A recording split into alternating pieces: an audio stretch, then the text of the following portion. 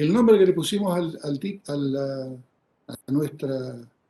nuestro taller es Fricción interétnica, control social, derecho a exclusión de los pueblos originarios. ¿Por qué hemos elegido esta temática, este título? ¿Por qué hemos elegido esta titulación? Es muy importante decirlo por qué. Nosotros no vamos a hablar, yo no obstante que soy abogado, vamos a hablar estamos instalados en una posición desde la antropología. Vamos a mirar el derecho desde la antropología. O sea que, no obstante que vamos a mencionar convenios internacionales, reformas constitucionales, normas, lo vamos a hacer desde la perspectiva de la antropología social. ¿Cómo se ve la interculturalidad desde la antropología social? Y cómo impacta esta interculturalidad en el derecho. O sea que para ustedes, sin embargo, va a ser diferente. Ustedes son la zona de impacto de que nosotros vamos a observar. La fricción interétnica es una categoría muy interesante y que también a mí me gustó la idea de ponerlo en el título porque el autor de esta frase es el famoso antropólogo Cardoso Oliveira, que tuvo el honor también para él de ser el quien inauguró la primera clase de la maestría de antropología acá en nuestra querida facultad. Él fue el antropólogo que vino y dio inicio a la maestría. Él es el creador de esta frase, fricción interétnica, que ya ahora es célebre, lo usan casi todos los antropólogos, algunos con comodidad, otros con incomodidad. Pero se refiere a cómo interactúan dos poblaciones que son antagónicas y diferentes y al mismo tiempo, no obstante ese antagonismo, se necesitan y de alguna manera se comunican entre sí de una manera casi inevitable. Entonces, con esta denominación de fricción interétnica, que es una herramienta que usa la ciencia antropológica, que explica cómo dos poblaciones absolutamente diferentes, culturalmente hablando, inclusive una víctima de la otra, en el caso, ¿no es cierto?, que se interprete como que los pueblos originarios fueron durante 500 años sometidos a procesos de esclavitud, procesos de segregación, procesos de asimilación forzosa, en montones de situaciones de exclusión social y de invisibilidad. O sea que durante 500 años los pueblos originarios fueron invisibles. Hasta en los censos no aparecían. Esto es un fenómeno que ha sucedido en toda Latinoamérica.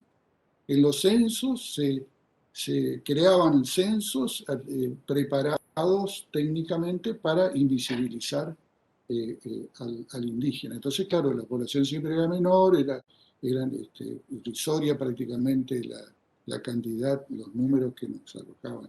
Hasta que el último censo del 2000 y algo fue anulado, el censo,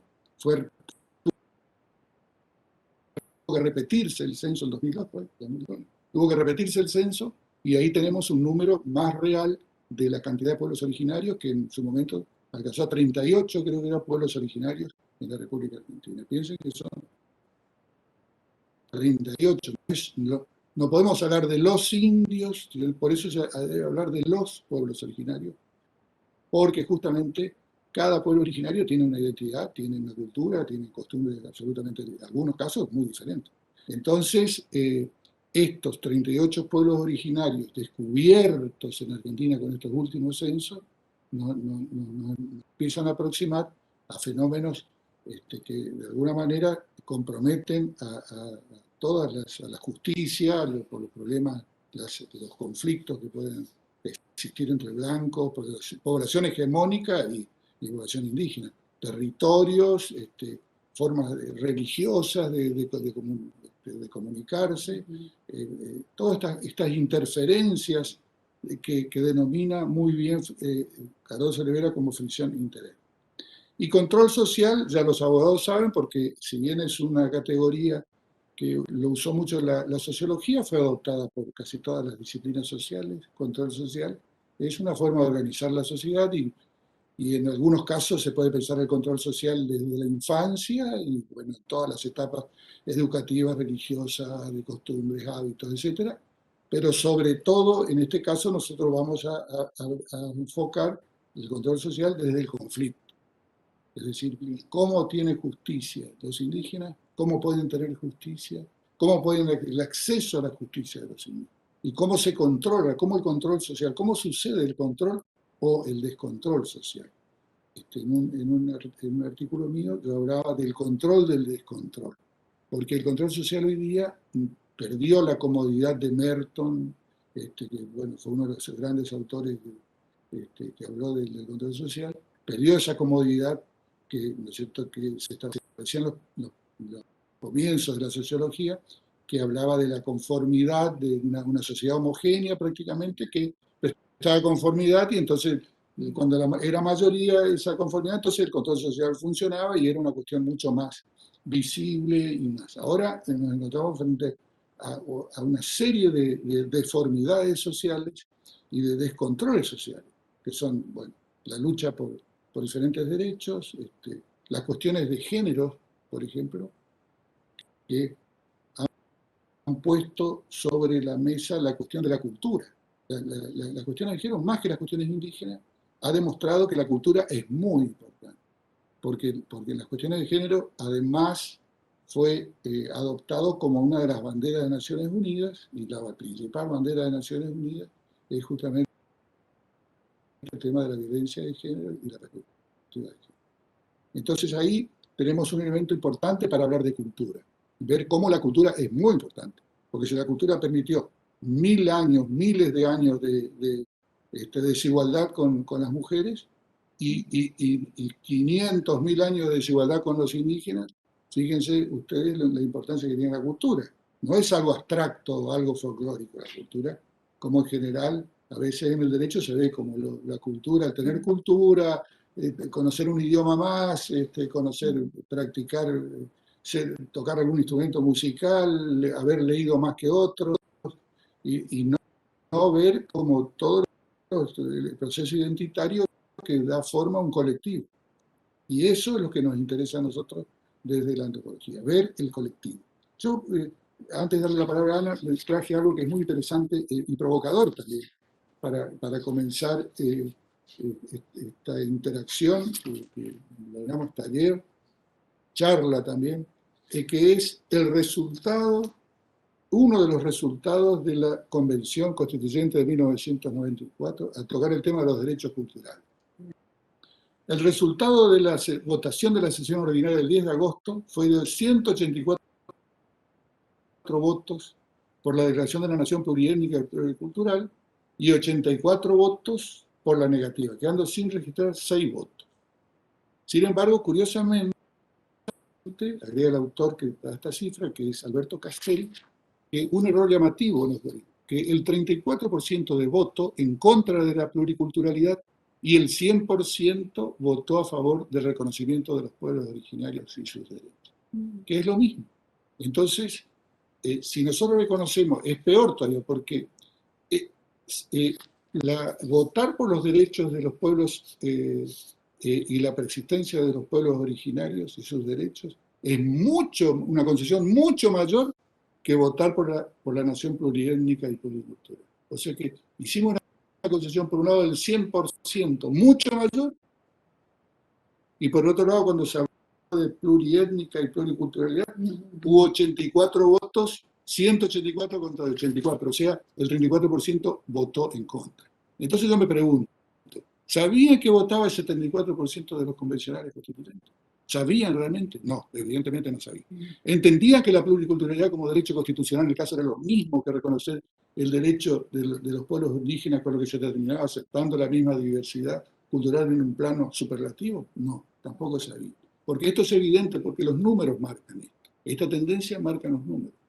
Entonces vemos de que si desde el origen de la reforma constitucional, la Carta Magna reformada, que es el pacto fundacional de la República, tenemos, ¿no es cierto?, que los propios convencionales cometieron este error, vamos a denominar error, para mí es una evidente desinformación y una gran ignorancia de la sociedad, digamos, hegemónica con respecto a los indígenas, porque los números nos están indicando esto.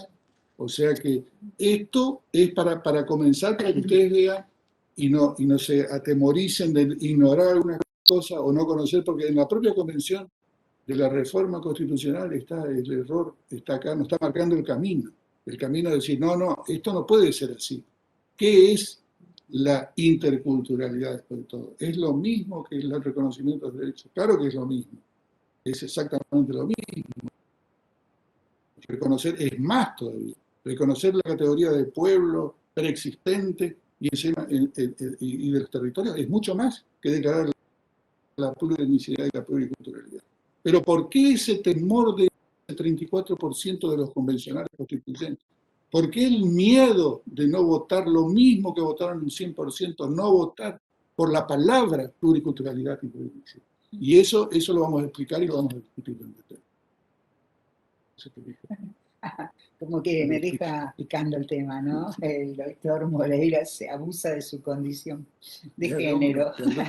Entonces, bien interesante esto que nos está planteando el doctor Moreira, porque efectivamente, les voy a decir algo, la verdad es que nosotros nos propusimos en estas 2 jornadas de taller que vamos a hacer, plantear problemas, y plantear problemas, y a partir del diálogo que esperamos nosotros que se dé en el chat, hacer de esto una interrelación dinámica, ¿sí? Virtual, pero dinámica. Entonces,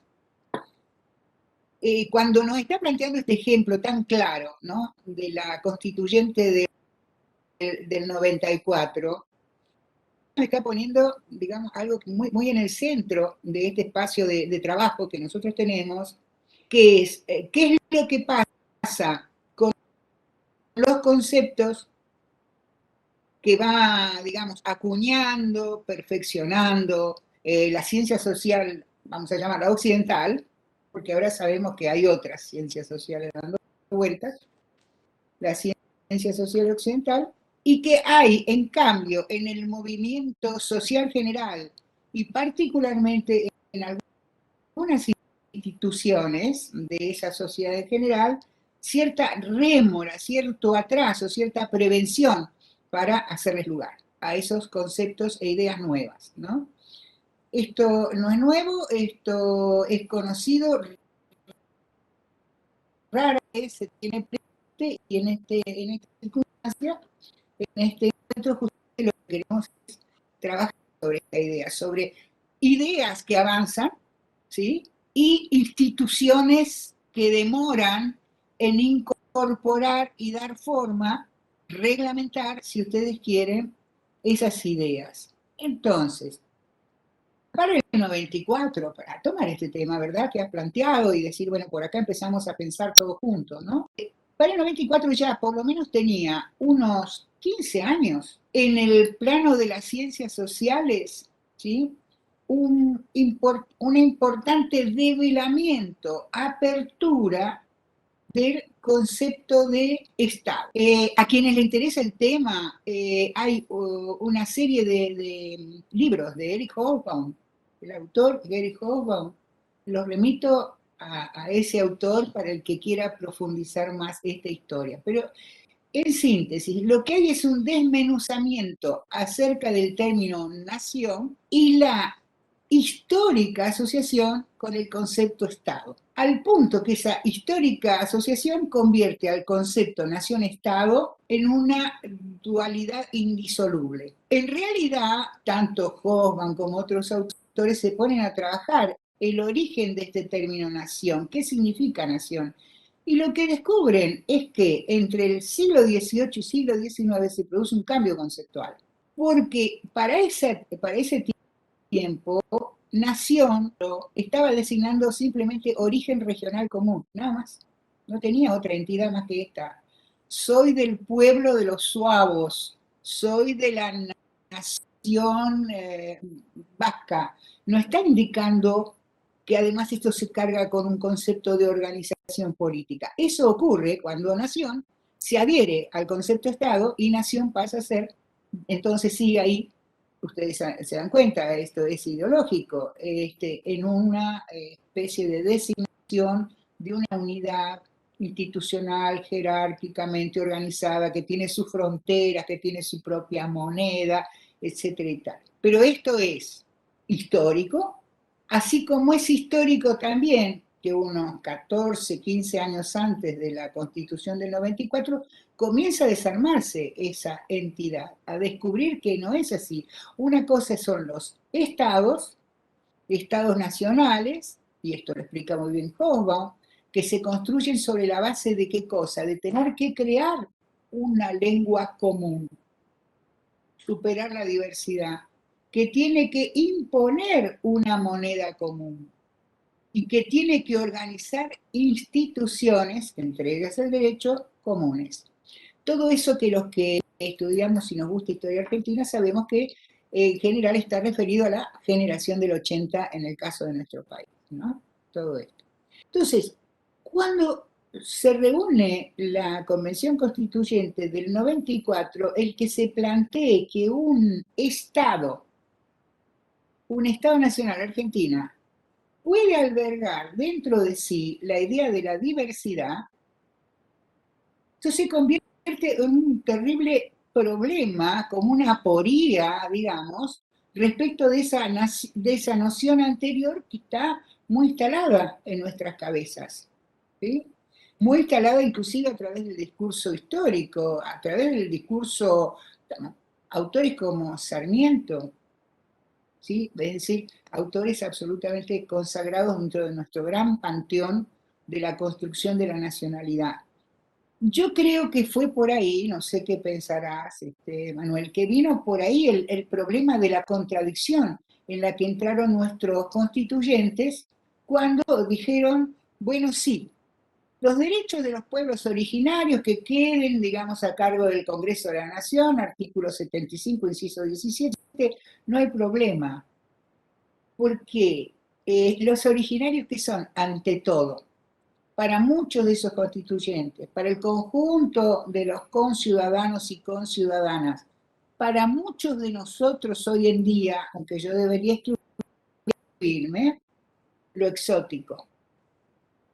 No hay problemas en dedicarles un artículo. ¿Sí? No hay problema, porque son lo exótico. En cambio, la cuestión de la plurietnicidad y la diversidad cultural habla de nosotros, y nosotros no queremos ser modificados. Entonces aquí ven que hay una fuerte importancia de un discurso conservador, no en términos políticos, culturalmente conservador. Yo quiero aferrarme a lo que es seguro, lo que siempre estuvo así, ¿por qué lo vamos a cambiar ahora? Y de esta manera reaccionan nuestros constituyentes, que por cierto, no eran filósofos. Y es muy posible también que muchos de ellos ni siquiera alguna vez se hubieran pensado esta cuestión. Pero es importante, no sé si Manuel tiene los números a mano, saber que justamente ese artículo 75 de las atribuciones del Senado de la Nación y el inciso 17 tuvo un impresionante trabajo, digamos, de pasillo, vista por parte de las organizaciones indígenas, que habían comenzado a surgir, sobre todo en los ámbitos de las ciudades, ¿no? Donde iban cayendo para proletarizarse aborígenes de distintas regiones de la Argentina, sobre todo el noroeste, ¿no? Ellos para los años 70 habían empezado a formar sus organizaciones indígenas. La principal, la más notable, AIRA, Asociación Indígena de la República Argentina, con un notable indígena Coya, ya fallecido, que era abogado, Euloquio Frites, ¿no? Entonces, el trabajo de ellos para que saliera lo mejor posible la representación de sus aspiraciones, dije lo mejor posible, no lo ideal, hasta donde pudieron negociar, esto es el resultado de ese artículo de inciso. Quiero decir, no es un movimiento progresista de la sociedad nacional, no es un movimiento progresista de sus mejores intelectuales en el plano del derecho, es sobre todo el resultado de la lucha de estas organizaciones. O sea que ver las actas, escuchar los testimonios de los representantes de estas organizaciones y cómo tuvieron que remar hasta que saliera ese texto, es muy interesante. Honor a ellos que la ganaron, y que pretenden, por supuesto, seguir aumentando, digamos, el plexo, el conjunto de derechos y sobre todo hacer efectivos en la realidad aquellos que conquistaron en la letra, pero que digamos, el negocio social, en la relación social, todavía no está muy presente, ¿no?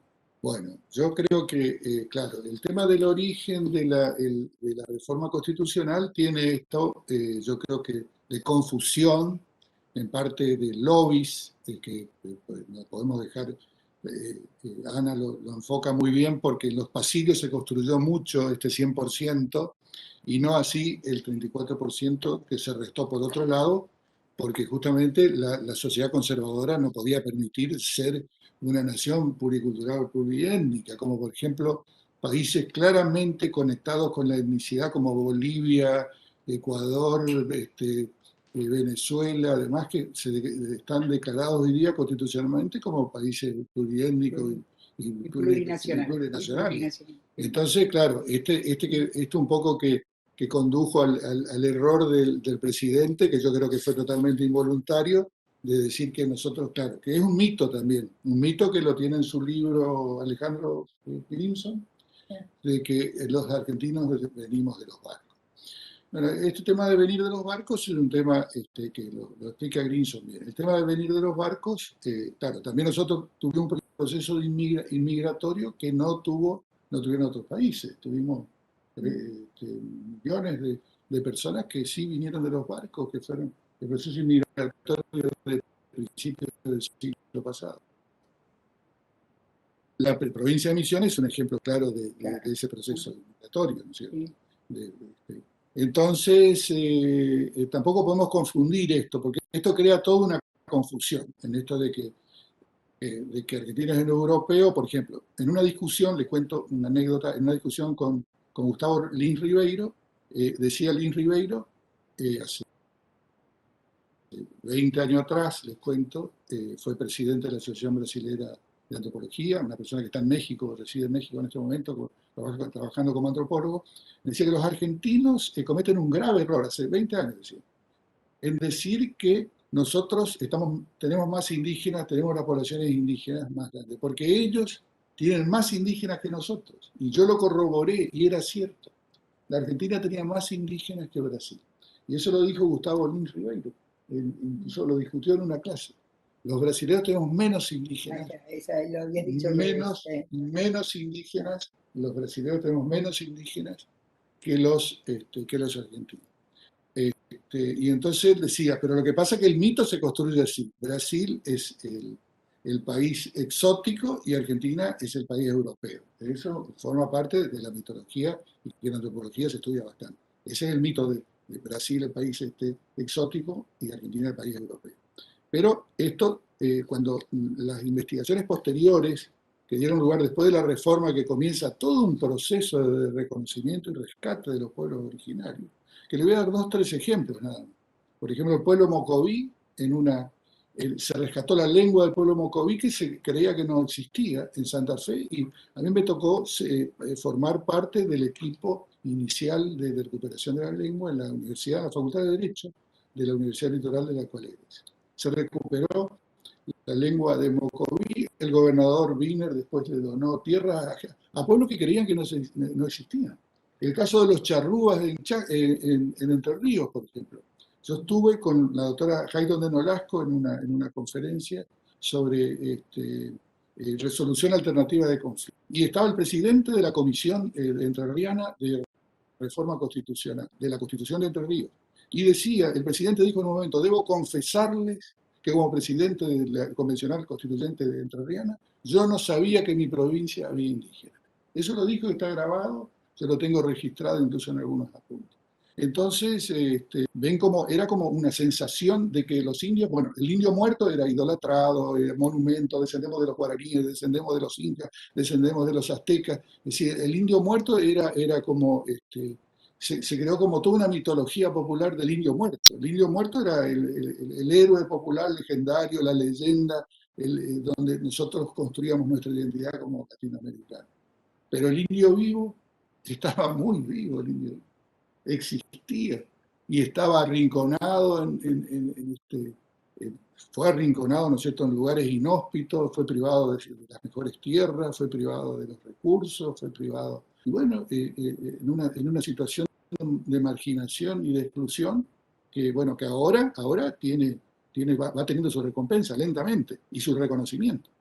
Y eso es también el producto de todo un trabajo de educación, ¿no es cierto?, las escuelas bilingües, es un trabajo de los compromisos del Estado, por ejemplo, el Plan Nacional contra la Discriminación del año 2005, en el primer gobierno del presidente Kirchner, que justamente entre uno de los que elaboró este Plan Nacional fue Ana González, recibida de esta facultad, posiblemente ha sido alumna tuya, Ana González, hija del famoso arqueólogo Rex González. Ella fue una de las que elaboró este proyecto que se publicó en 2005, que es Plan Nacional contra la Discriminación. Y eso está publicado en el Boletín Oficial, si ustedes lo quieren leer, y es un libro grandísimo, debe tener como 1000 páginas. Y ahí el Estado Nacional reconoce que los indígenas, los pueblos indígenas en Argentina son maltratados. Lo reconoce expresamente. Yo, si tengo por ahí, lo voy a leer en algún punto. Acá está. Plan Nacional contra la Discriminación aprobado por decreto 2005, 1086. Para el que quiere tomar nota, 1086 del 2005. Publicado en el Boletín Oficial del 7 de septiembre de 2005. Dice: nuestro país no logra aún asumir en la práctica la coexistencia de pueblos con otras identidades y otras culturas. Continúa viéndose a sí mismo como una nación monocultural, sin poder reconocerse como una nación multicultural y plurilingüe, desvalorizando la cultura de los pueblos indígenas. Esto lo está diciendo el Estado, ya no lo decimos nosotros, los profesores o los militantes indígenas, lo está diciendo el Estado en el Boletín Oficial. Y es más, es un boletín que fue publicado y que es como una ley, está dictado con un decreto presidencial en el año 2005. Es más, fíjense, cómo el argentino pasa a tener así como una especie de forclusión, como se habla en el psicoanálisis. La forclusión es la alucinación inversa, ¿no es cierto? No ver lo que es real, porque la alucinación es ver algo que no existe como real, y la forclusión es no ver lo real. Entonces acá, la Declaración de los Derechos Indígenas de Naciones Unidas del 2007 dice esta frase, que para mí, que ya tengo una carrera hecha sobre este tema, importante para que me impresione cualquier frase, esta frase a mí todavía me sigue impresionando, porque nunca vi una declaración tan enfática sobre este tema relacionado contra la exclusión, el racismo, el etnocentrismo. Dice que todas las doctrinas, dice la Declaración Universal de los Derechos Indígenas, políticas y prácticas basadas en la superioridad de determinados pueblos o personas, o que la propugnen aduciendo razones de origen nacional o diferencias raciales, religiosas, étnicas o culturales, son racistas, científicamente falsas, jurídicamente inválidas, moralmente condenables y socialmente injustas. Me parece una retórica perfecta, pero al mismo tiempo abarca todas las dimensiones que nos podemos imaginar con las cuestiones estas de no aceptar este cambio de paradigma. Es un cambio de paradigma, es una revolución que ha sucedido en el mundo, de reconocer a esta gente que ha soportado una desigualdad ancestral prácticamente, de miles de años, hacer este reconocimiento de Naciones Unidas. Me parece que uno de los reconocimientos más importantes que he leído es este reconocimiento del año 2007 de Naciones Unidas. Entonces, o sea que invalida prácticamente todo, no hay discusión, se crea un dogma, y se dan cuenta, esto se vuelve un dogma, y se instala sobre el cambio del paradigma. Porque Kuhn, cuando habla sobre que fue que instala la palabra paradigma, el concepto, y que habla sobre los paradigmas, cómo cambian, hay un proceso de cambio. Bueno, esto se instala en el centro del proceso de cambio, lo que Naciones Unidas en su preámbulo establecía sobre el racismo. Entonces, yo creo que es muy importante ver estas cuestiones, lentamente comenzar a aceptar que estamos ya cruzando la frontera del paradigma, ya no podemos volver atrás, ya no hay vuelta atrás, no hay vuelta atrás. Y eso es cultural también. La adquisición de ese paradigma también es cultural. Es la propia sociedad va adquiriendo el paradigma, va aceptando como algo identitario. Miren ustedes el tema del idioma, por ejemplo, el tema del idioma, que todavía sigue siendo una cuestión incomprensible para muchos de aceptar que el indígena hable su idioma, o su religión, que es otro tema. Pero me voy a concentrar en el idioma. Una gran amiga, también militante de los derechos indígenas y que ha escrito para Naciones Unidas interesantísimos libros, siempre ha hecho un resumen que me parece bastante interesante para traerlo acá al taller, que es el de separar los estatutos legales de los idiomas. Porque los argentinos parece que todavía nos cuesta entender que hay un idioma que es el oficial, que es obligatorio, por un lado, y por otro lado es un derecho. El idioma castellano. Es obligatorio en todos los actos oficiales para los ciudadanos argentinos. Pero después le sigue, en el estatuto de idiomas, le sigue jurídico, ¿no? Le sigue lo que ella denomina como el idioma promovido. El idioma promovido es aquel que el Estado Nacional se obliga, no solamente acepta y se le reconoce como que los miembros de determinados pueblos puedan usarlo, sino que se obliga a enseñarlo. No solamente a respetarlo, sino se obliga a enseñarlo, a promoverlo y difundirlo. Caso, por ejemplo, del idioma guaraní, que tiene variantes. Por ejemplo, la provincia de Corrientes ya se reconoció como provincia plurilingüística.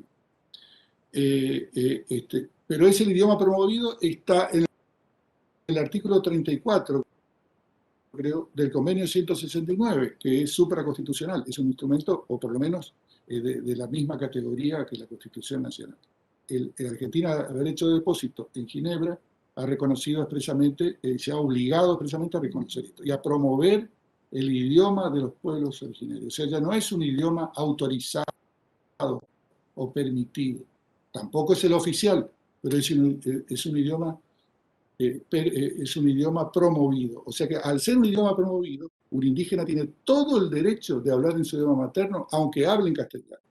Tiene todo el derecho porque está en el convenio 169. O sea que a veces es un error decir, se hace que, por ejemplo, se necesita un intérprete, no se necesita porque habla más o menos el español. Entonces, si no, están obligados a ser asistidos por un intérprete, aunque hablen en español, están obligados, porque es un idioma promovido, el propio Estado Nacional lo hizo. Entonces, ven, estos son errores graves que institucionalmente se repiten y que fomentan la exclusión y fomentan, ¿no es cierto?, la desigualdad. Es una manera de no permitirles que tengan acceso a la justicia. No tienen un acceso, digamos, igualitario a la justicia. No es el mismo acceso a la justicia de un miembro de la sociedad hegemónica, que habla el mismo idioma, se viste igual, tiene los mismos protocolos, reglas de cortesía, del lenguaje, etcétera, religión. Entonces, hay que prestar atención judicialmente a esta cuestión. Me parece que es una cuestión que no es secundaria, porque a veces si es inglés, en casi todos los tribunales argentinos aparece esto. No habla en inglés, ahí sí, hay que buscarle el idioma, porque habla en inglés, es extranjero, hay que buscarle el profesor de inglés o alemán, o lo que sea. Pero no, en el indígena no se piensa lo mismo. Se piensa, siempre está la sospecha de que se hace, que habla, pero que cuando se ve comprometido, entonces recién requiere, y muchas veces no tiene la asistencia del intérprete. Y es obligatorio, el Estado argentino se obligó a eso. Lo mismo, vale lo mismo para la religión, vale lo mismo para los territorios que después vamos a hablar, y Ana tiene ahí un trabajo interesante para comentarles, y otros aspectos más de las dimensiones culturales que vamos a tratar. Doctor, apabulla, ¿no? No, Bueno, entonces. Bueno, es como retomar todo esto. ¿Saben qué? Yo creo que la butad del presidente Alberto Fernández vino muy bien, porque justamente hizo aflorar todas estas cuestiones que son magmáticas, están como en una superficie muy caliente, debajo de una superficie muy caliente y por encima hay una capa de bonomía, de buen trato, de somos todos iguales, pero fíjense cómo esta metida de pata de nuestro presidente, además citando un autor cuando en realidad era un cantante, bueno, permite toda esta discusión que estamos teniendo ahora. Y en esa discusión, por lo menos, de varios colegas, he recibido algo que es extraordinario. No sé si les pasó a ustedes, pero lo habrán oído en estos últimos días. Necesitamos una ley Micaela para la difusión de los derechos indígenas en nuestro país. Es extraordinario.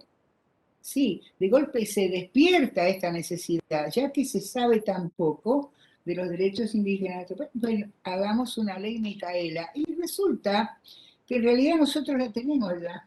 No es exactamente una ley Micaela, pero en el año 2000, hoy lo saqué de la computadora antes de venir para acá, tenemos la ley 25607, 25.607, ella estaba planteando la necesidad de la difusión de los derechos indígenas a escala nacional. Si tenemos, si no hace falta una ley Micaela, hace falta una voluntad de difundir. Ahora, cuando el doctor Moreira nos está planteando toda esta cuestión de la lengua, de la supresión de la lengua, bueno, por eso se da en este contexto que estuve planteando antes. Se suprimen las lenguas porque es necesario crear una nación-estado. O es necesario que este Estado sea concebido a la manera de una nación.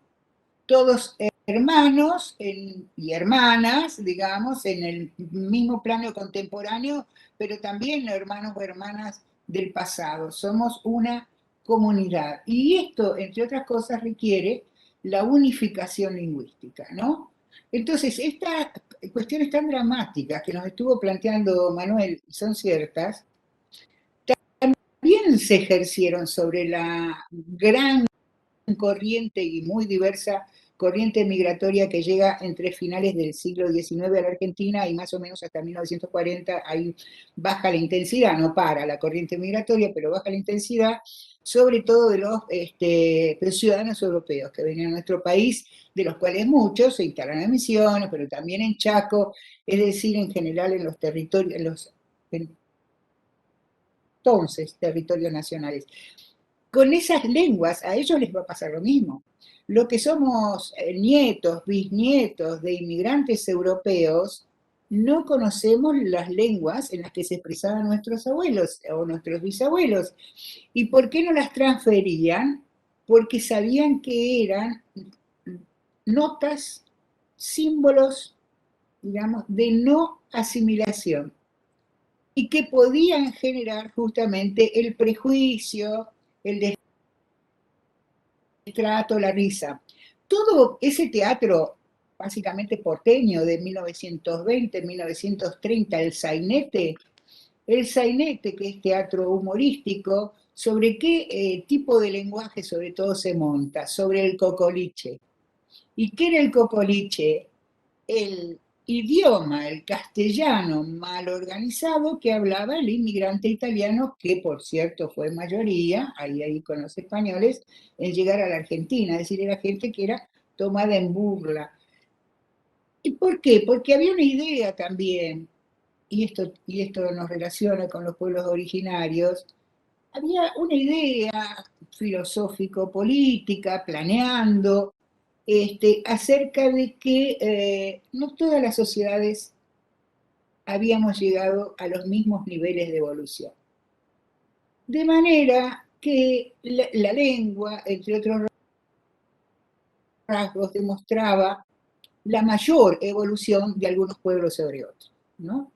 Quiero desmitificar algo, no es que nosotros, o mejor, la clase dirigente argentina de la generación del 80 y de años posteriores, se considerara en el tope de la evolución. No, ahí se encontraban otros ciudadanos, por ejemplo los ciudadanos ingleses, y esto va a continuar hasta que en el periodo entre guerras, Primera y Segunda Guerra Mundial, Inglaterra empieza a retroceder en función de otra potencia que avanza, que es Estados Unidos. Y ahí sí, esta se coloca en la cúspide de una supuesta evolución, que justamente la idea de diversidad que estamos discutiendo hoy en este taller, empieza a bombardear. No hay estados evolutivos distintos, lo que hay son diferentes versiones del modo de ver y de estar en el mundo y de transmitir esa visión, esa concepción a las generaciones siguientes. De eso hablamos cuando hablamos de diversidad.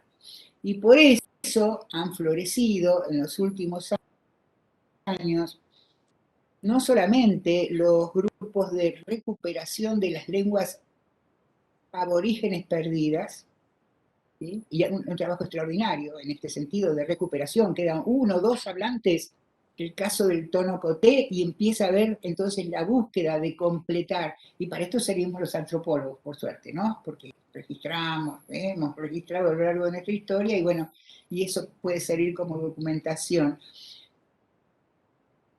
Pero también de las lenguas europeas, ¿sí? Una especie de renacimiento, no solamente en Argentina, diría que en varios países de América Latina, de esas comunidades extranjeras, ¿sí? Que fueron también desapropiadas de su historia, de su memoria, de sus costumbres, pero que en este momento empiezan a hacer la celebración y la recreación de eso. Yo voy a mencionar un solo caso, que tiene una tesis muy linda acá en Misiones, que es el caso de la colectividad polaca. ¿Sí? De golpe empiezan otra vez a recrear aquello que no es que perdieron, sino que les fue escamoteado y que decidieron ceder voluntariamente porque era la manera de que los hijos, sus hijos, tuvieran una buena inserción social, una buena aceptación social. Entonces venimos de esa historia, no creamos que nuestra renuncia a la diversidad, nuestro proyecto de hacer una nación-estado homogénea en la Argentina dejó fuera solamente a los pueblos originarios. También hizo lo mismo con los inmigrantes. Y ahora la pregunta, y esto que podría ser para el taller que viene, en la discusión, y hoy lo hacemos también cuando pensamos en el modo como tratamos, como consideramos a los inmigrantes de hoy en día. ¿Quiénes son? Sobre todo los que vienen de países limítrofes. Recordamos, ¿no? Uruguayos, brasileros, no hay muchos, pero los hay, paraguayos, bolivianos, peruanos y en menor medida chilenos. ¿No hay ahí un cultivo humorístico, semi-silenciado, de una serie de prejuicios o juicios extremadamente insultantes para esas comunidades de migrantes?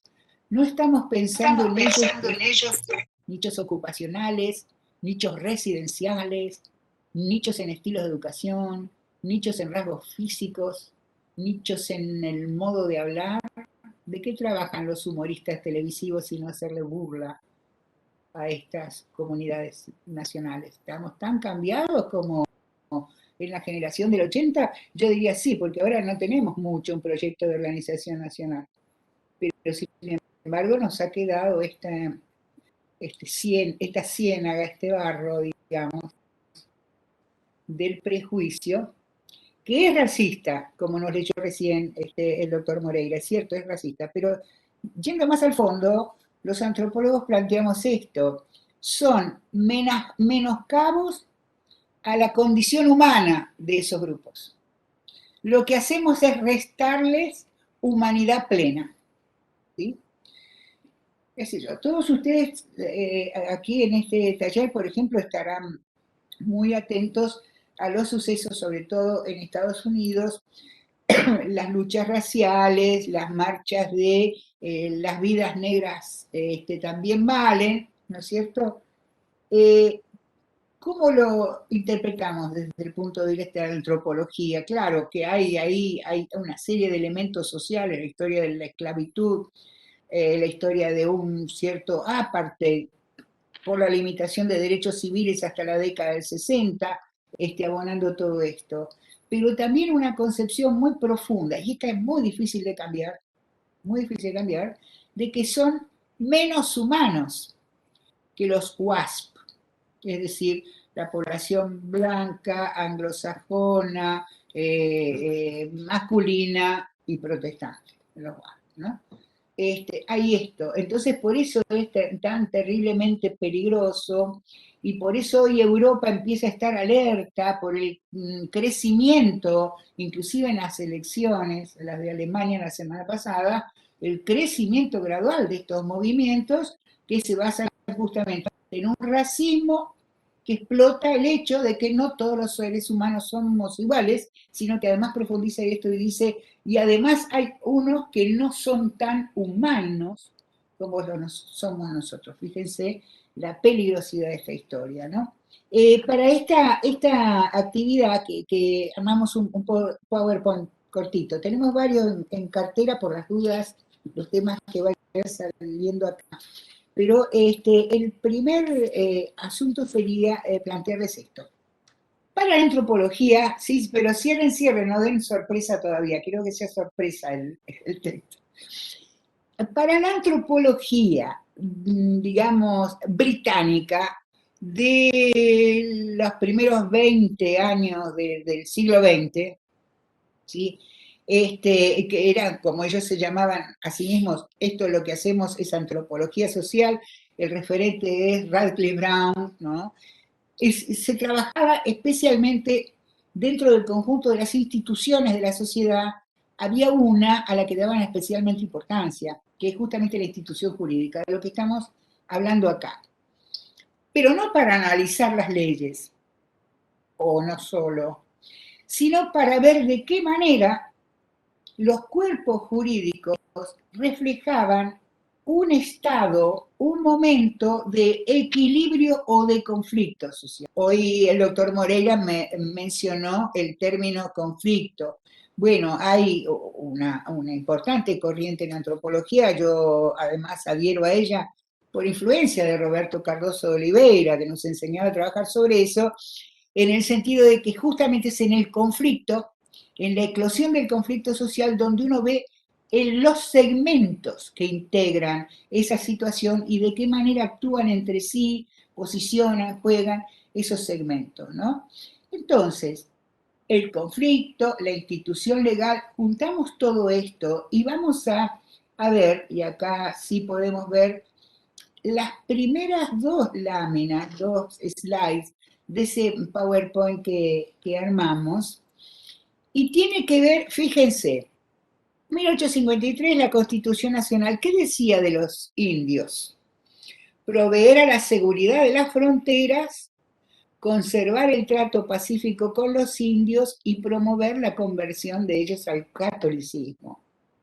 Toda una filosofía detrás de esto. Y entonces nuestra pregunta sería, ¿cuál creen que es el estado de situación de 1853 y la filosofía que va a explicar ese estado de situación que hace a este texto?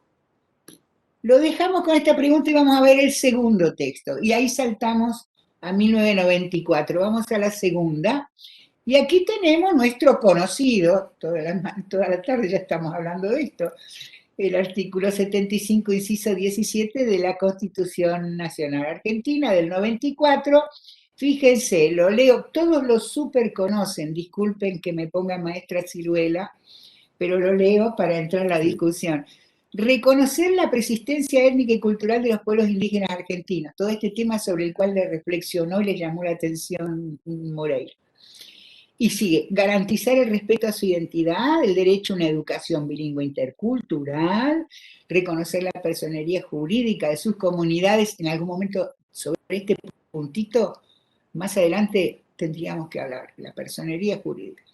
Y la posesión y propiedad comunitaria de las tierras que tradicionalmente ocupan, tema también interesante para discutir.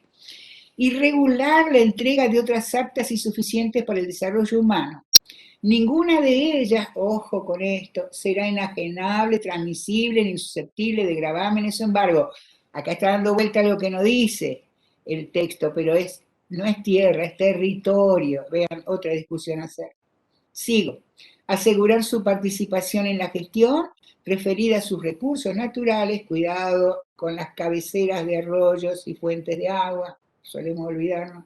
Acá en Misiones sería grave que lo olvidemos y lo olvidamos. Y a los demás intereses que los afectan.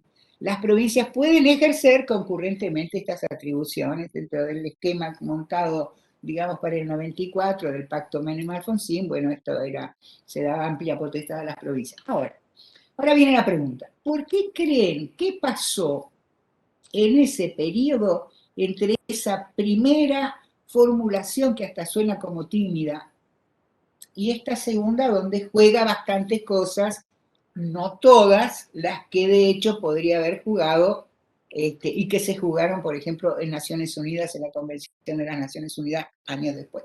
Quiero, de todos modos, antes de volver a los slides, decir algo. En realidad, si pensamos históricamente en 1853, ¿cuál es el territorio efectivamente controlado por eso que aspira a nacer, que es la nación argentina, la República Argentina?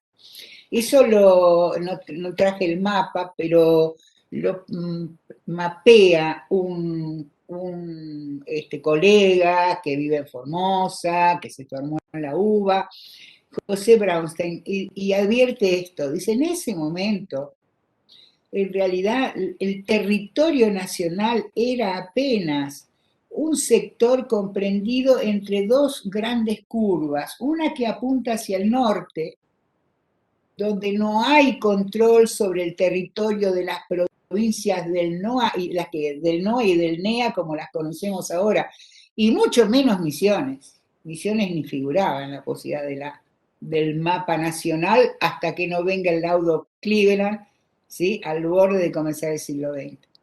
¿No? Y después la otra gran curva hacia el sur, las Salinas Grandes, es decir, gran parte de lo que llamamos Pampa Patagonia también escapa al control nacional. Entonces, digamos que se trata de una formulación, la del preámbulo de la Constitución de 1853, que tiene que ver con que efectivamente es una construcción extremadamente endeble todavía, ¿sí?, un proyecto, digamos, de una clase dirigente que sabe que necesita expandirse y controlar su territorio, pero que tiene poderosos enemigos hacia el norte y el sur.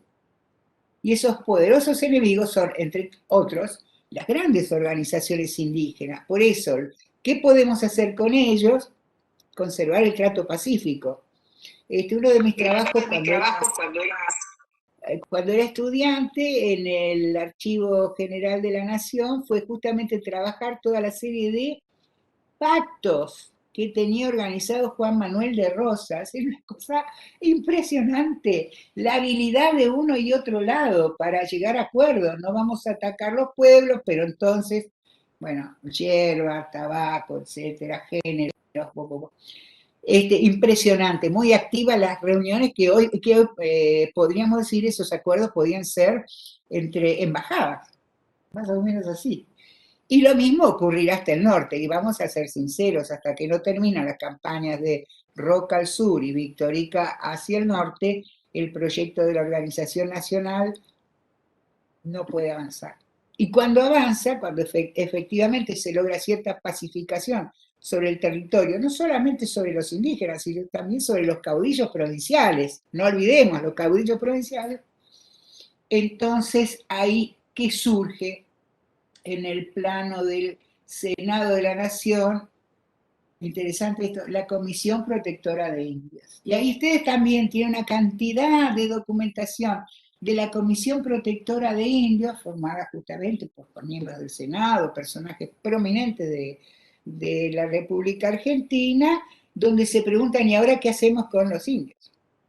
¿Sí? ¿Reservas? ¿Qué hacemos con las nuevas generaciones?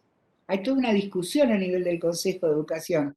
¿Sacamos a los niños de la cercanía de sus padres y abuelos para que no les sigan transmitiendo sus culturas arcaicas y condenadas a desaparecer? Bueno, efectivamente estas discusiones tuvieron lugar y muy concretamente, ahí yo también pude visitar la Misión La Candelaria en Tierra del Fuego, donde efectivamente los curas salesianos y las hermanas de María Auxiliadora le enseñaban a las tenían a las ancianas y a las niñitas, ¿sí? Posiblemente eran madres e hijas, abuelas y nietas, tenían prohibido hablarse entre sí. El tema no era influir en las nuevas generaciones con una cultura arcaica, mientras enseñaba a las nuevas generaciones a lavar, planchar, economía doméstica, es decir, que fueran buenas empleadas domésticas, es decir, esta era la idea que se tenía de que pudieran ser útiles a la nación, convertirse en miembros útiles de la sociedad. Estas son algunas de las cosas que van a pasar entre la formulación del primer slide que vimos y la del segundo slide que vimos. Ana hizo una excelente exposición sobre diacrónica y sincrónica, como les gusta decir a los historiadores, o sea, tomando grandes distancias entre los fenómenos del 53, ¿no es cierto?, toda la época preconstitucional y constitucional del 53, y la del 94, con grandes saltos cuánticos. Nos ubicó perfectamente bien el problema, pero en estos saltos cuánticos deberíamos agregar algo más. Uno más, la Constitución del 49. La Constitución del 49 suprime a los indígenas directamente. Entonces era una Constitución que rescataba todos los derechos del trabajador, sociales y demás, pero los indígenas no tenían nada que ver. Se suprime el artículo 49 y rige esa Constitución, queda ahí en una nebulosa hasta el golpe de Estado del 55. La otra cuestión que también queda pendiente, que tiene mayor jerarquía que esta propuesta de Naciones Unidas, es el convenio 169 de la OIT, antes del 90. Y Argentina lo retoma en una ley con el gobierno de Alfonsín, pero no lo deposita en Ginebra, porque los convenios internacionales son necesarios para su perfeccionamiento, que el Estado se hace cargo de la obligación. Una cosa es sacar una ley que es de buena intención, que lo hace el gobierno de Alfonsín, y otra cuestión es depositar el convenio y decir, yo, Argentina, en representación del pueblo, me comprometo a hacer esto. Entonces, eso lo hace Argentina en el 2002. O sea que por un lado Alfonsín saca la ley 10 años atrás, del 94, en el 94 se reforma la Constitución, y en el 2002 se deposita el convenio 169, que es realmente la carta magna de los indígenas. El convenio 169 es el que tiene la prioridad sobre todas estas iniciativas. Y el convenio 169, por políticas internas de las Naciones Unidas, hay mucho para hablar en este tema, le encarga a la OIT que saque, la Organización Internacional de Trabajo, es la que realiza el convenio 169. Por la puja y por la enorme discusión y confrontación ideológica que existe en Naciones Unidas. Entonces la OIT saca la Carta Magna que le correspondía a Naciones Unidas, lo saca aparte, pero que pertenece al mismo organismo y tiene la misma obligatoriedad que cualquier otro documento internacional. O sea que nosotros tenemos que ir primero, sin descuidar estas otras cuestiones, que son muchísimas cuestiones que saca Naciones Unidas todos los años, pero esto es básico porque es la que está vigente y la que rige en este momento. Porque hubo dos convenios. Un convenio donde todavía no se reconocía, se hablaba de tribus, de relaciones de pueblos tribales y demás, y este último convenio es el convenio donde se los considera pueblos. Prácticamente en el preámbulo se habla de pueblos y se establece una serie de artículos, el respeto de las costumbres, el respeto de la identidad, el respeto de la lengua, se discierne entre territorio y tierra y propiedad. Se habla de territorio hábitat, o sea que el territorio hábitat no tiene un límite, no se puede establecer una frontera porque es hasta donde se puede cazar, hasta donde se puede pescar, hasta donde se puede recolectar frutos, etc. Y se establece la obligatoriedad de la enseñanza de la lengua y la cuestión de la consulta. No se puede realizar nada sin consulta. Y esto todo se realiza a través de protocolos, que sí existen protocolos, que Naciones Unidas sí interviene en estos protocolos. Y hay una serie de protocolos de intervención que monitorea Naciones Unidas permanentemente. Porque Naciones Unidas, como dice la palabra Naciones Unidas, tenemos que pensar también en todas las contradicciones que tiene. Si en una nación, vamos a pensar en nuestra nación, todas las contradicciones que tenemos, si hablamos de Naciones Unidas, hay grandes colisiones ideológicas dentro de Naciones Unidas. Pero ahí también tenemos que saber discernir cuáles son los documentos principales por donde orientarnos. Y los documentos principales, uno de ellos es este, el convenio 169 de la Organización Internacional del Trabajo. Este es el cierre y la clausura del proceso, la primera clausura del cambio de paradigma en toda Latinoamérica. Chile fue el último país en aceptar el convenio 169. Y Argentina estuvo entre los 3 o 4 primeros. Primero, en sacarlo por ley, estuvo entre los primeros. Y en depositarlo en Ginebra ya demoró un poco más, que fue en el 2002. Porque al año del depósito se realiza, se configura, se perfecciona la obligatoriedad. Sí, 2000. El 2000 hace el depósito, empieza a regir el 2001. Exactamente, al año del depósito. Entonces, todas estas cuestiones planteadas así, es muy interesante esta cuestión, tiene que ver ya con aspectos económicos y demás, y dónde ubicar a los pueblos indígenas. También aparecen estos errores. Por ejemplo, en la Declaración Universal de los Derechos Indígenas no se habla de la pluralidad jurídica, por ejemplo.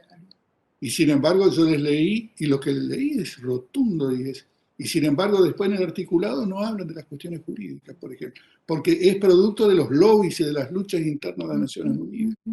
O sea que también, las Naciones Unidas es también un mapa que podemos tomar un camino, podemos tomar otro. Hay una serie de instrumentos legales que por ahí, de pronto apoyan, enfatizan algo o restan importancia a algo, porque también está esa lucha y ese mercadeo que hay adentro de intereses, porque están todas las naciones del mundo luchando por sus intereses también en su interior. Por ejemplo, les cuento algo que es feo para los argentinos. Por ejemplo, en la primera votación de la Declaración Universal de los Derechos Indígenas, Argentina se abstuvo. No votó. Es increíble, es vergonzoso. Me da vergüenza de decirlo. Y después votó, en el plenario sí votó. Entonces ven esas contradicciones que son esas miserias que aparecen dentro de esa puja ahí, y sobre todo ideológica, ¿no? Y sobre todo cuando se trata de desarrollo, y se trata de capitalismo, y se trata de neocapitalismo, y se trata de desarrollo sustentable, y todas estas cuestiones económicas, que entonces empieza el tironeo y el garroneo también, por discutir y negociar por ahí una norma o una cláusula que mejore o no. Por ejemplo, un ejemplo de esto es la Declaración de Pueblos del Convenio 169. Cuando dice pueblos, dice que el pueblo, los significados pueblo, tendrán el valor, no el valor del derecho internacional. O sea que al principio ya dice, se lo declara pueblos, que es superior a poblaciones, para superar lo que se hablaba antes en el convenio anterior de poblaciones. Pero no se le da el valor de pueblo, que es el equivalente a nación.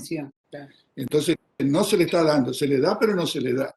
Entonces, ven como todo este juego también vamos a hablar de una hermenéutica de derechos humanos, también aparece esta hermenéutica, y por eso nosotros también estamos movilizados detrás de esta hermenéutica.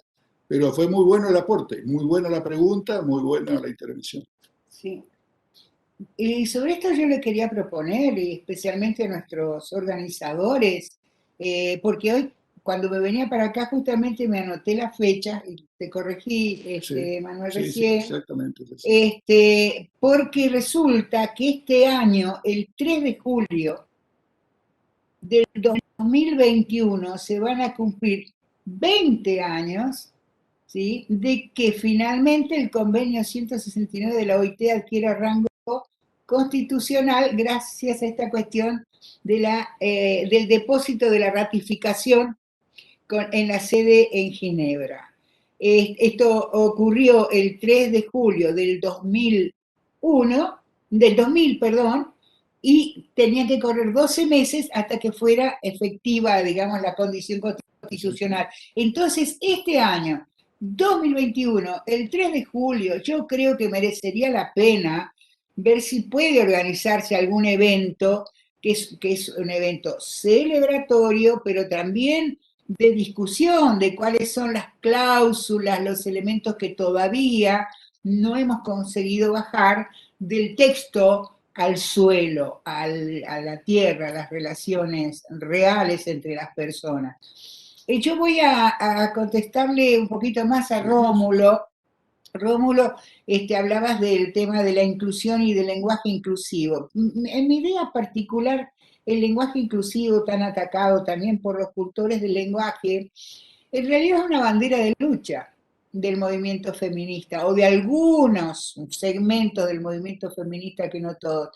Entonces no tiene como objeto pervertir la gramática, generar una nueva lengua que en el castellano terminaría pareciéndose mucho al catalán, por esto de agregar la E, ¿no? O de cómo hablamos los misioneros, le dijiste, le, ¿no? No, no, no, tiene el objeto de conmover, es decir, escandalizar al burgués a través de conmoverlo por el lenguaje, ¿no? No tiene otro objetivo más que ese cuando se habla de la inclusión de las lenguas originarias.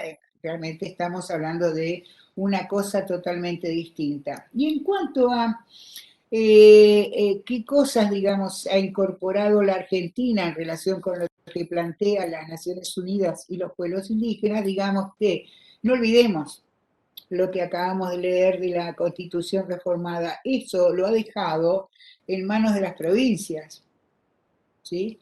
Se desentiende la nación argentina. Hace pocos días, ahora 15 días, me puse a averiguar justamente qué pasaba con los operativos vacunatorios COVID en INAI, ente nacional, y no había nada, porque lo han delegado en las provincias, me explicaban. Y así muchas otras cosas. Entonces, vamos a corregir la pregunta, Rómulo, vamos a ver qué hacen las provincias, o en este caso Misiones, en relación con estos derechos. Eso es más correcto y nos va a llevar más rápidamente al punto. Entre tanto, Rómulo, planteaste una palabra espectacular que es desarrollo. Entonces decía, me quedé en el concepto de desarrollo. Bien, anécdota, que tiene que ver con la que planteó hoy el doctor Moreira en relación con la ONU.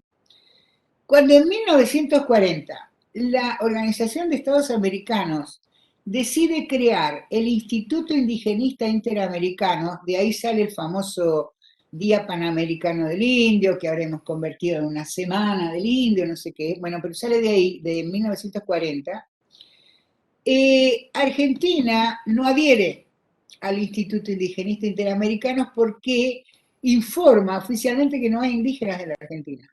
En 1940. Y recién vamos a entrar en el indigenista, en el Instituto Indigenista Interamericano, creo que para 1947. Es decir, bastante tarde, ¿no? ¿Cuál era la idea que daba vueltas en ese momento? Que era una idea también de neto corte evolucionista, que salvo unos pocos intelectuales latinoamericanos, ¿sí? En general la idea de la intelectualidad progresista latinoamericana era que los pueblos indígenas estaban representando nada más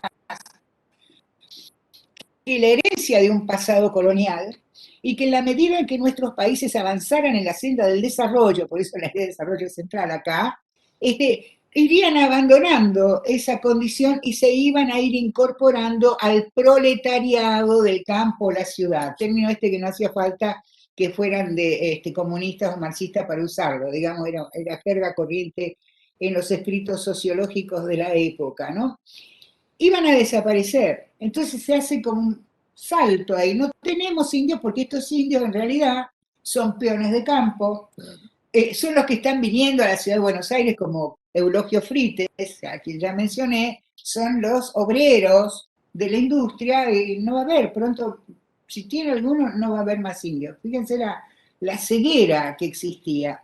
Para colmo, la CEPAL, que es la Comisión de los Estudios, de Estudios del Desarrollo, algo así, para América Latina, un organismo internacional de mucha influencia, digamos, sobre los procesos desarrollistas de la década del 50 y especialmente del 60, está planteando que efectivamente los países de América Latina, y aquí también entra Argentina, van a poder despegar en la senda del desarrollo en la medida que se preocupen las políticas públicas de resolver algunas cuestiones.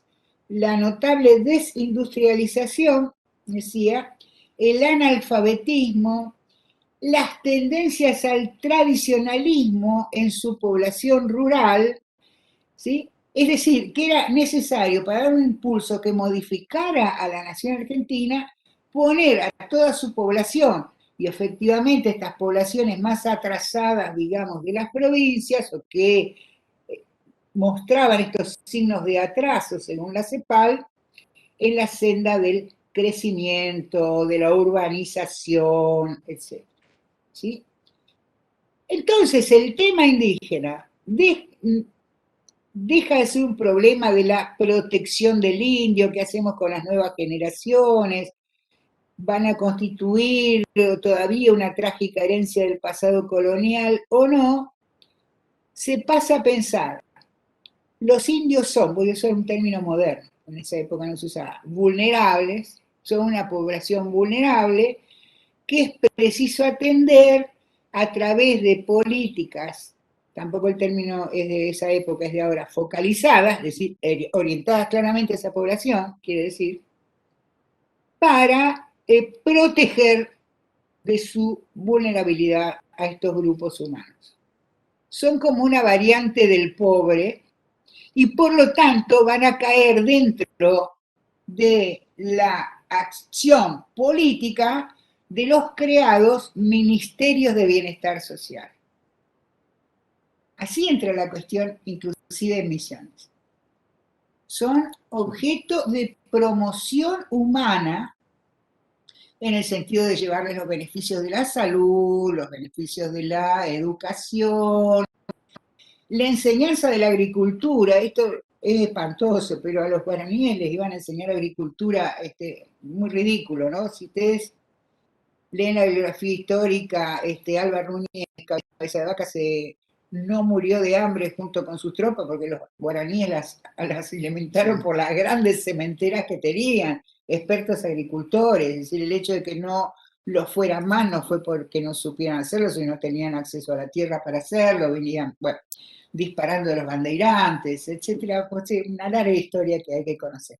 Lo cierto es que cae en la égida del Ministerio de Bienestar Social, ¿sí? Y acá, en Misiones, además, quiero hacerle un agregado. ¿Cómo hacemos para atenderlos a todos? Se preguntaría el Estado provincial para 1968. Es muy fácil. Si los juntamos a todos en un solo lugar, resolvemos de una sola vez los problemas de salud, de educación, de llevarles herramientas, semillas, vacas, cerdos, no saben la historia de esos experimentos sociales para finales de los 60, comienzos de los 70 son absurdos, pero los asados que se hicieron los guaraníes con los lechones que llevaron para la cría de los lechones, te puedo decir que deben haber sido monumentales. Bueno, entonces así se crea la llamada, falsamente llamada reserva aborigen Tamanduá, en 25 de mayo. Nunca tuvo, digamos, la condición jurídica de reserva, ¿sí? Y recién, pasado el año 2000, finalmente quedó afectada como tierra de la comunidad, pero ya por ley provincial. Entonces, ingresan en la temática la temática del desarrollo. No se piensa en ellos más que como una población vulnerable que tiene que ser apoyada, y es en este contexto que organiza un censo indígena, porque no sabían quiénes vivían, dónde estaban, y organizo eso, hago las planillas de tal manera que pudieran compararse los resultados con el Censo Indígena Nacional de 10 años antes, ¿no es cierto? Y agrego otras preguntas, en fin. Y empiezo a recorrer la provincia, ¿y qué pasaba? A muchas de estas familias me las encontraba trabajando en la tarefa, en los yerbales, en la cosecha del tún o en la limpieza de las plantaciones de pino, limpieza hormigueada, etc. Es decir, estaban plenamente integrados a las actividades económicas principales de la provincia de Misiones, que además son las grandes productoras de renta de la provincia de Misiones, Pero si yo me iba a la Secretaría de Planeamiento, una creación del régimen de Onganía, que tenía unas series estadísticas extraordinarias, y jamás aparecían los aborígenes como un sector de los trabajadores rurales. Hoy, cuando al comienzo de este encuentro Manuel Moreira habló de la invisibilización, les aseguro, eso pasaba hace cuánto, 40 años acá, la invisibilización absoluta de esta población, afirmando esta pavada del artículo 1 de la Ley Nacional 23.302 para su plena participación en el proceso socioeconómico y cultural de la nación. Quiero decirles otra cosa también. Respetando sus propios valores individuales, que es todo lo contrario. En otros trabajos que he hecho en otras provincias, vos hoy mencionaste los mocoví. Bueno, por ejemplo, con los mocoví. ¿Saben qué cosa recordaban los ancianos mocoví como el momento en que de golpe la nación reconoce su existencia? El Estatuto del Peón Rural. Es muy sorprendente. Ingresan, digamos, en el reconocimiento a través de una categoría social laboral. Los alcanza el Estatuto del Peón Rural. Dicen, empezamos a vivir mejor, a cobrar mejor, ahí el patrón no nos explotaba, pero no como indígenas, porque como indígena su condición sigue siendo y seguirá muchos años invisibilizada en el 85. Por eso abandonaron el idioma. Claro. El idioma, los más jóvenes no hablaban el idioma, por ese motivo. Entonces, fíjense, si ustedes leen bien el artículo 1, pero también todos los demás artículos, ustedes lo que encuentran en todo momento es esto, de que se les van a llevar cosas, hay que implementar planes, hay que enseñarles, hay que promoverles. La idea es una idea que se parece mucho a la vieja concepción pedagógica según la cual los niños son arcilla blanda sobre la cual se estampan los conocimientos, ¿no? Una idea completamente contraria. Después vino a establecer, imponer Paulo Freire, que decía, no, un proceso educativo tiene que partir de lo que el niño sabe y a partir de ahí empezar el enriquecimiento de ese proceso que ya inició por sí mismo. Bueno, ese concepto, fíjense cómo en Occidente hay siempre líneas que atraviesan todos los campos de la concepción social humana. En el caso indígena y en la Argentina es lo mismo. Son arcilla blanda en la que les vamos a enseñar a hilar, a plantar, a cosechar, a ahorrar, a ser, claro, ciudadanos bancarizados. Tenemos que enseñarles todo. Nosotros no tenemos que aprender nada de ello. ¿Por qué? Porque lo que está oculto acá es su cultura. Va a desaparecer, gente.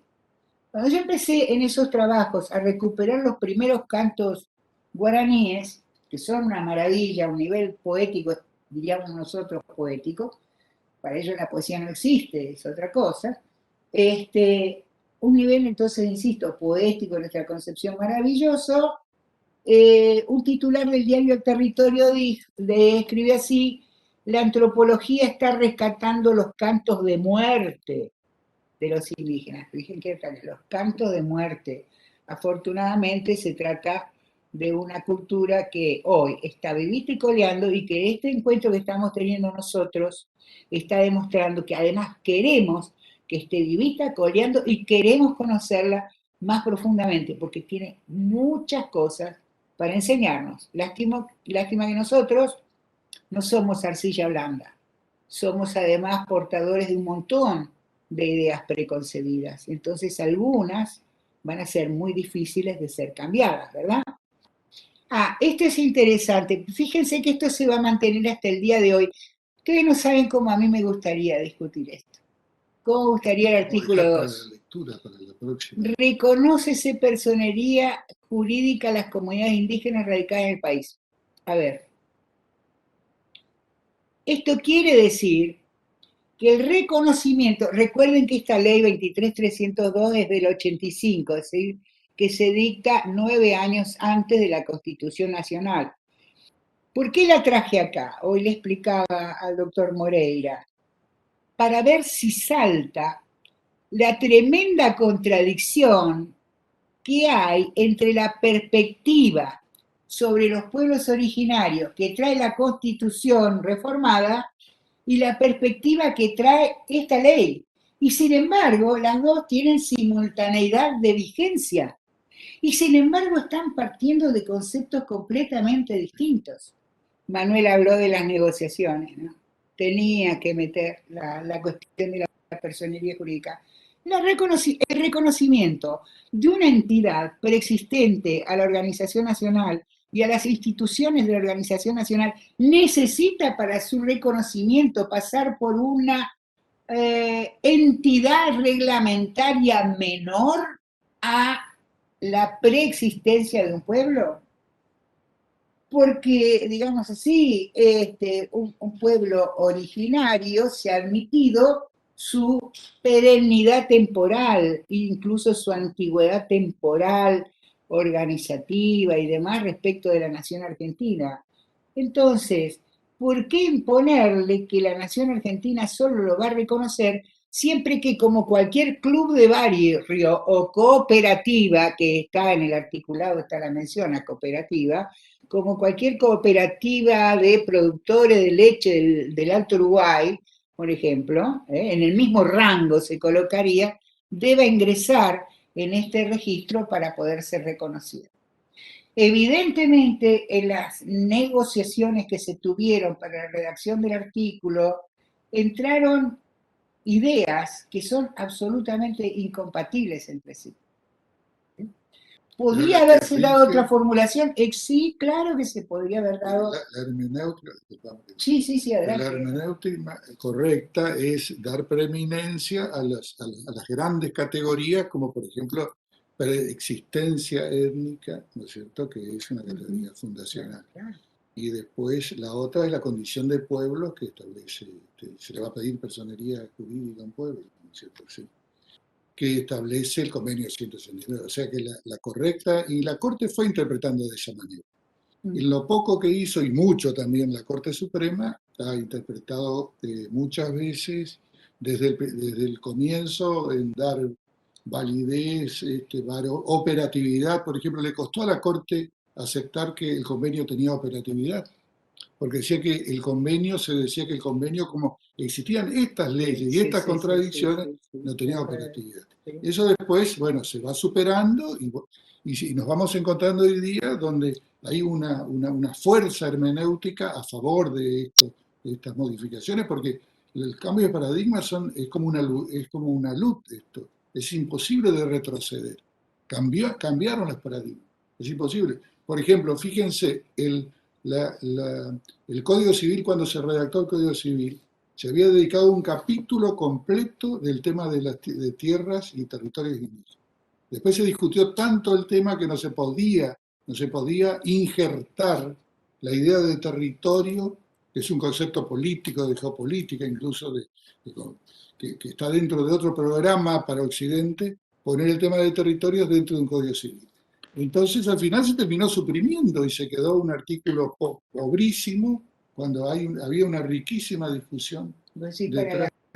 La reforma del Código Civil, porque no pudieron conciliar y se terminó.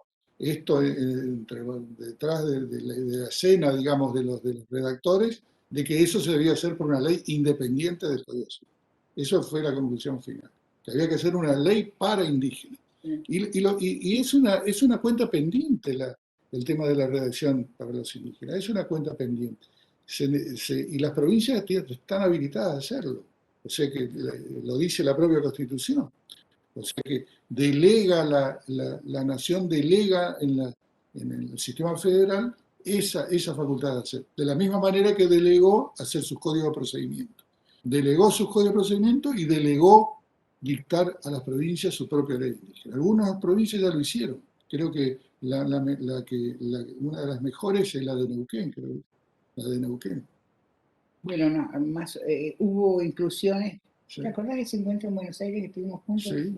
Que ahí se planteaba, digamos, la cuestión de convertir al derecho consuetudinario en incorporarlo al derecho formal, salvo en los temas penales. Claro, Pero después me enteré que en realidad nunca consiguieron, digamos, pero los temas lograr esa penales a incorporación. veces suele ser el conflicto mayor, que muchos países ya lo superaron, incluso Paraguay, Colombia, que tiene la Corte Constitucional, superaron el conflicto penal, es tierras y la parte penal en determinadas cuestiones, por ejemplo, el homicidio, por ejemplo, la pena del homicidio. Y después el tema de tierras y territorios y propiedad privada, ese es el otro tema. Son temas, ¿no es cierto?, paradójicos, por darle un nombre, de decir, conflictivos. No tenemos una solución inmediata. Yo creo que esto viene detrás de una serie de cambios que todavía faltan.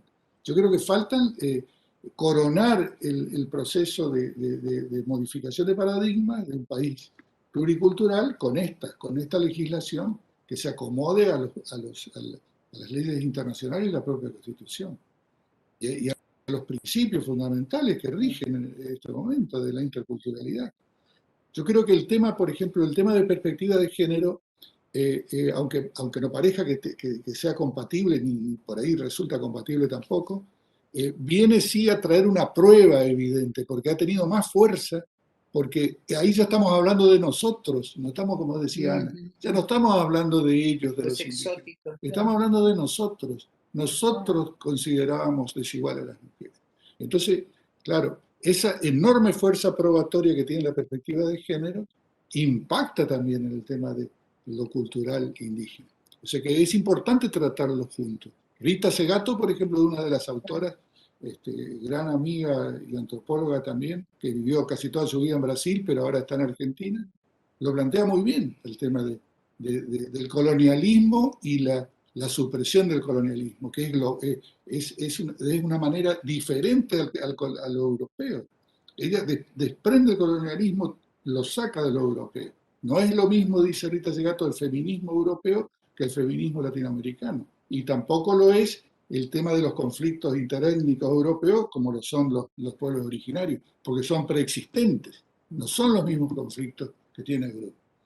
Entonces, desprender eso es bastante complicado en la academia, porque bueno, hay académicos que trabajan globalmente, entonces trabajan con material que no desclasificaron todo el material. Lo trabajan como si fuese lo mismo y no es lo mismo.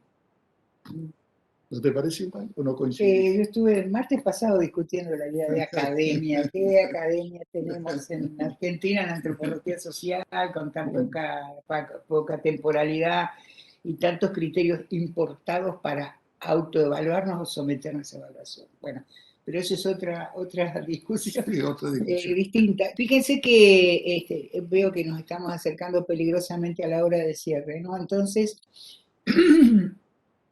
estos textos que están acá en este primer PowerPoint, en este primer slide, eran justamente para motivar la discusión. Si no podemos tenerla, porque bueno, estas condiciones son muy incómodas, sí por lo menos dejarles para su reflexión personal y luego recuperarlas en nuestro próximo taller. Pero yo voy a volver a atar a eso que se dijo, que nos quedamos ahí.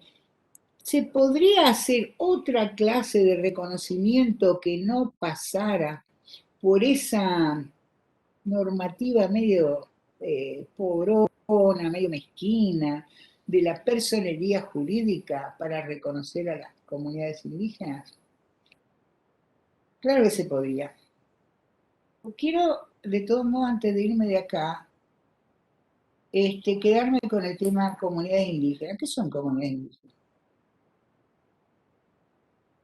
Sobre todo cuando acá en Misiones me hablan de las comunidades indígenas, digo, ¿no? ¿Qué comunidades?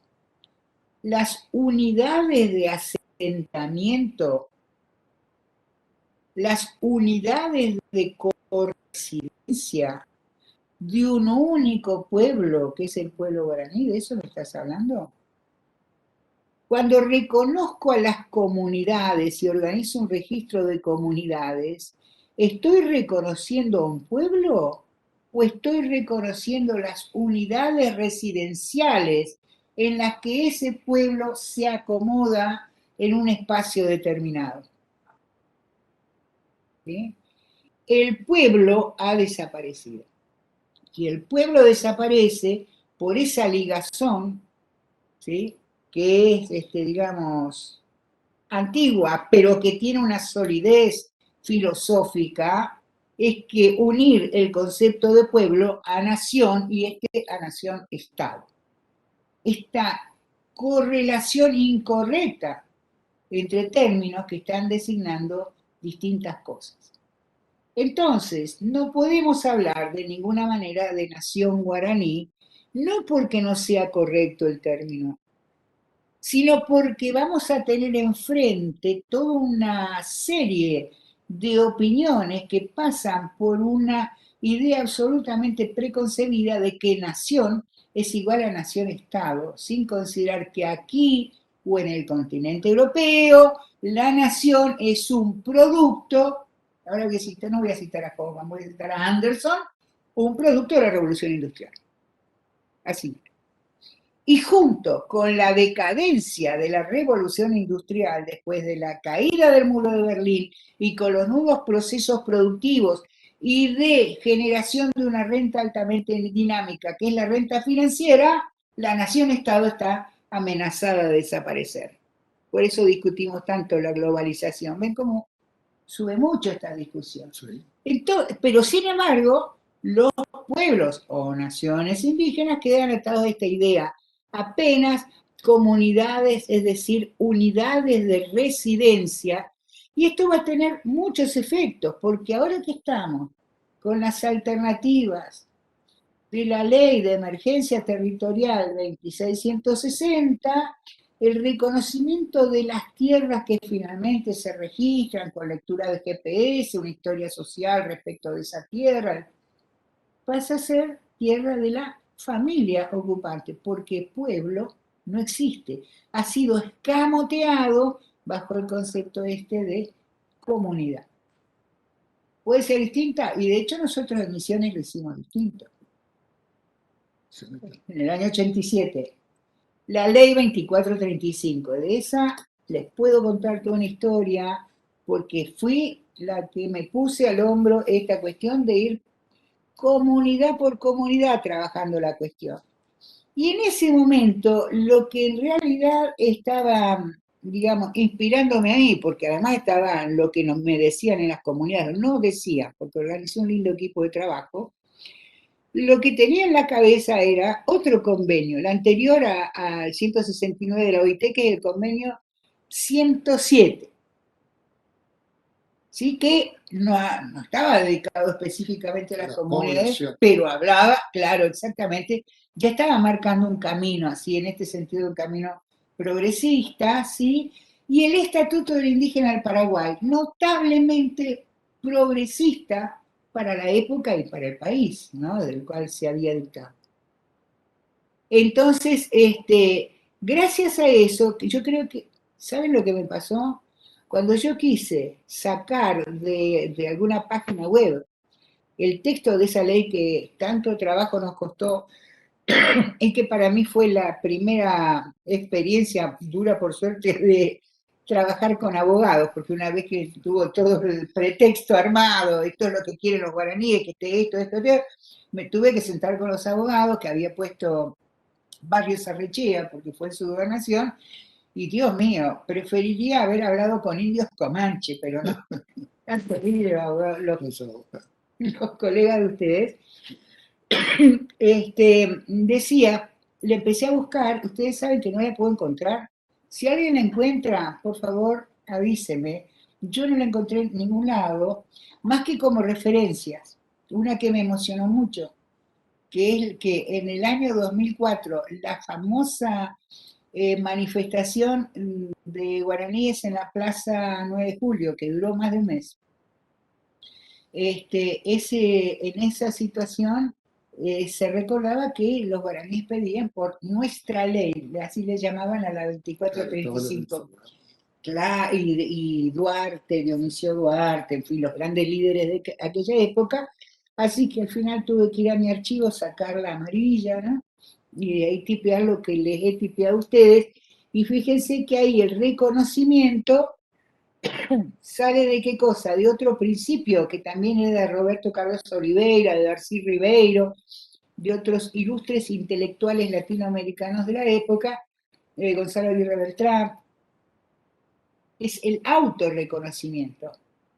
Es decir, que el ser miembro del pueblo guaraní implicaba que se autorreconocía como miembro y era reconocido por los otros y por las autoridades, que en todo caso también planteaba la 2435 los mecanismos a través de los cuales se organizaban esas formas de autoridad. Es decir, pasaba a ser un recurso, como le diría a usted, soberano.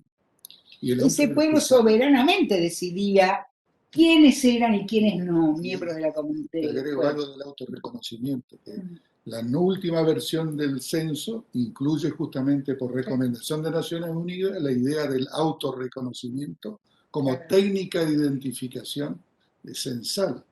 O sea que el autorreconocimiento aparece porque entonces ahí se puede descifrar correctamente si una persona es descendiente de indígenas, ¿no? Que no está ocultando por temor, porque a la discriminación, etc. Si tiene un tío, abuelo, padre, o se autorreconoce, las dos cuestiones. El censo plantea la del autorreconocimiento y la de la identificación parental. Exacto, porque entonces la propia comunidad la que da cuenta de sus propios miembros, ¿no? Y bueno, qué sé yo, se podría planteárselo desde el punto de vista de la adhesión religiosa en pueblos europeos también, pero iríamos por las ramas. Fíjense que entonces los últimos slides de este pendrive, ¿qué es lo que pongo? Cuando en el año 89, porque dije, esta ley llamada Ley del Indio, fue por pedido de los propios indígenas, ¿no?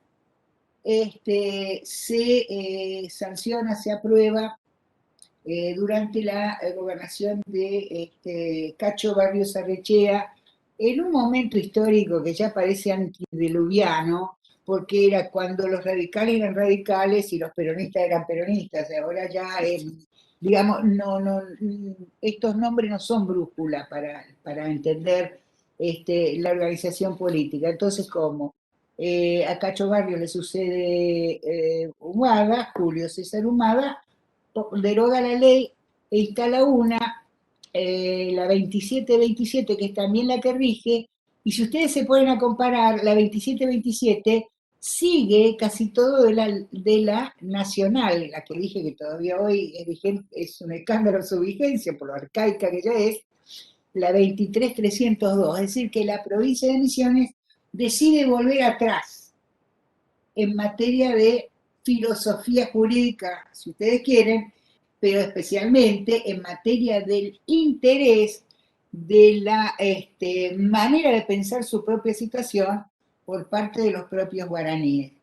Y no quiero, estamos cerquita de la hora de cierre, porque yo hablo todo el tiempo de guaraníes y no digo mbra.